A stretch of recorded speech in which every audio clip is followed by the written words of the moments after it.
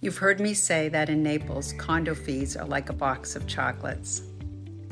The monthly fee never tells you what's actually inside.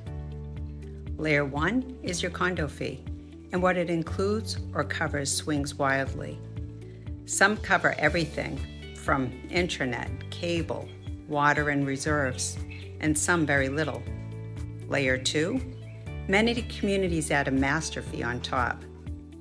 Then there are other fees hiding on your property tax bill, a CDD repaying the community's bonds, and an MSTU funding your neighborhood's landscaping or lights.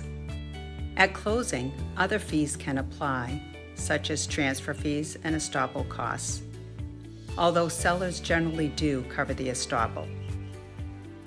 And the big one in Naples is the club membership. That can run from a few thousand to a few $100,000.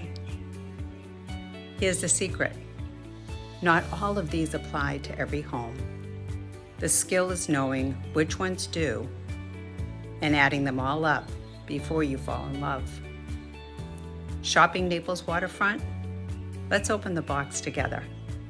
I'm Margot O'Malley with Downing Fry Realty, your real estate advocate.